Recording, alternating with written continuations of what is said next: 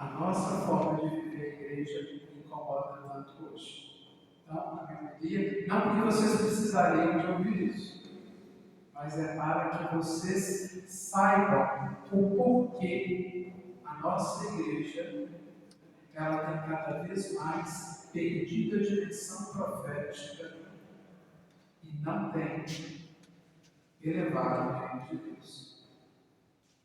Claro que o escopo, por assim dizer, dessa homilia é voltada para os bispos da década de 60, de 70 e para também o povo que respirou o Concílio Vaticano II e que, por N questões, principalmente hierárquicas, tiveram a sua voz calada e silenciada, para ter esse catolicismo que hoje nós temos.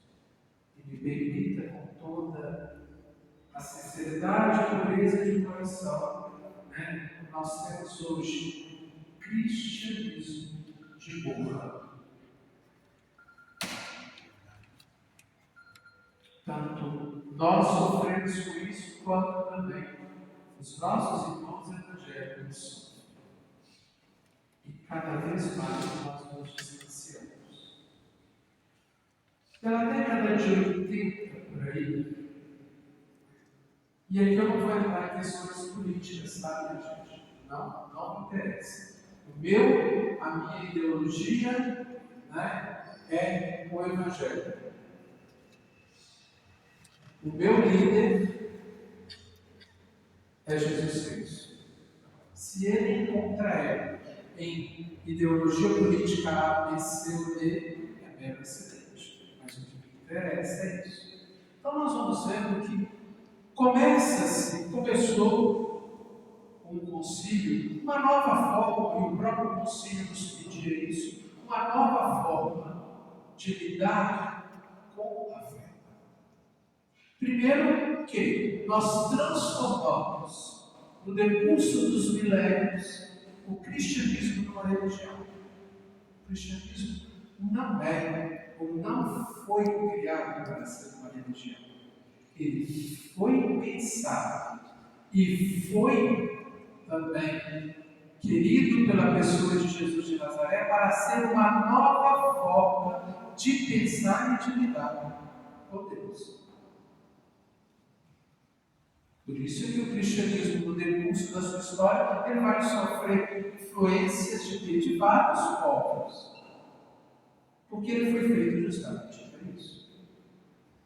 Todas as religiões cabem dentro do cristianismo, porque ele não é uma religião. Ele é uma proposta nova, diferente de lidar com a religião. Não só com a religião católica, com a religião, entre aspas, cristãs, mas com todas as religiões. Por quê? Porque Jesus propõe que uma nova forma do ser humano lidar com Deus. Por isso que as leituras de hoje, Daniel, vocês acham que vai ter problema lá com o Salmo. Eu disse para ele, porque a liturgia de hoje está falando justamente da igreja, que é feita uma analogia com Maria,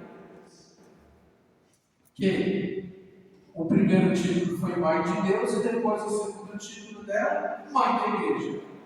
Por isso o Salmo vai dizer, à vossa direita se encontra a rainha, quer dizer, o Apocalipse está falando dessa mulher, essa mulher é a igreja, a rainha que está à direita. Quem está à direita de Deus Pai? Quem? Jesus. Quem fundou a igreja? Jesus. Então, ela também está à direita. E qual é o tesouro, a riqueza maior? Por isso que o Salmo fala isso, que nós temos. Que em Jesus Cristo nós fomos salvos. E fomos salvos para quê? Para uma religião? Não. Nós somos salvos para viver sobre a da graça de Deus. Então, lá houve na história da igreja, logo após o concílio, grupo de teólogos, de leigos que pensavam: é necessário reformular a igreja.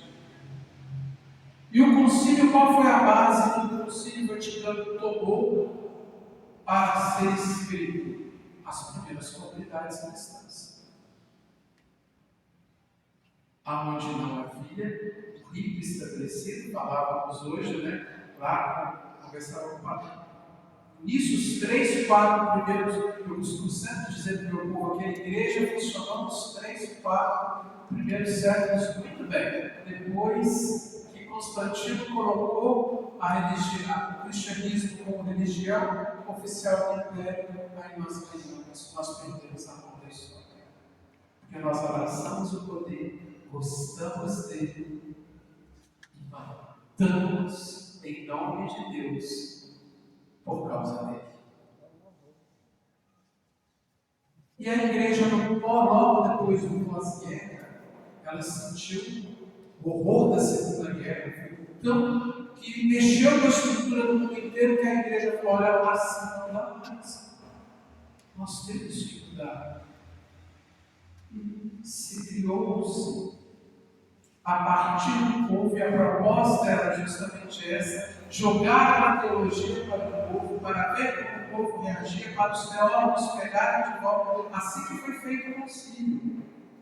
Jogava-se as propostas, a comunidade discutia, o povo discutia, depois devolvia, elaborava. O concílio foi todo elaborado assim, e tendo como quê? Tendo como pano de fundo, como olhar, como viés as primeiras comunidades cristãs. Principalmente no que vejam como eles se amam. E aí surgiu eu não gosto desse nome, chamado de teologia da libertação, porque eu acho que toda teologia ela é libertadora. Toda experiência de fé autêntica é libertadora. Porque nos livra de nós mesmos e nos faz como. E essa teologia, ela propõe, dentro desse projeto, também uma nova ressurreição. Só que a igreja, a sua hierarquia e também o seu povo, já tinha acostumado demais com o poder. E não conseguia desvencilhar dele. Porque essa proposta de teologia fazia questionar os sistemas que nós até então tínhamos como dogmáticos de verdade pela fé. E que nos distanciava da proposta do reino de Deus, querida, anunciada em ponto central da mensagem cristã. Nesta nova proposta, não se construiria cercas. A igreja tinha que derrubar as suas cercas e construir pontes. E aqui Dom Pedro foi um grande pioneiro nisso. Vai ter um poema dele, que é um clássico, que ele fala contra todas as cercas, justamente isso. Porque não se poderia pensar em libertação, em construção de uma igreja engessada. Era preciso devolver a igreja ao povo de Deus, para que o povo de Deus tomasse consciência de que a igreja estava em cada um de nós, nas suas múltiplas realidades de ser, de existir e de viver. Isso incomodou não só a igreja hierárquica, mas também os leigos que usavam a igreja para permanecer no poder.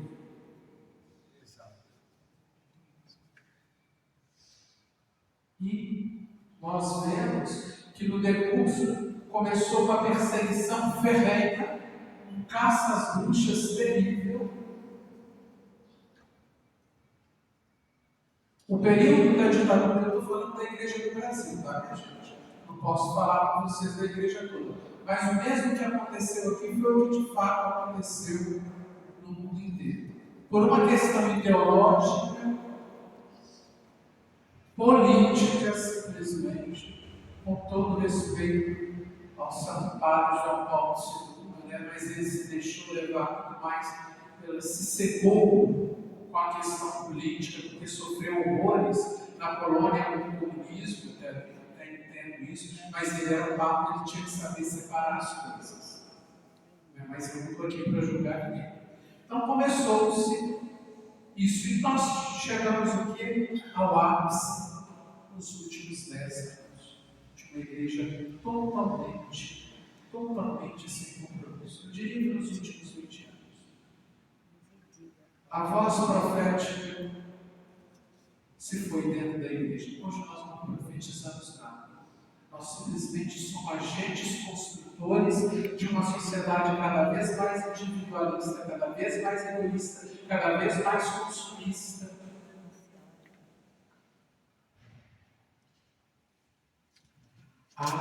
Mas o senhor, pai, é da teologia da libertação, é comunista, como o Papa Francisco. Está vendo como é que nós começamos? Por quê? Porque nós não queremos mudar. Nós não queremos ver a dor do outro.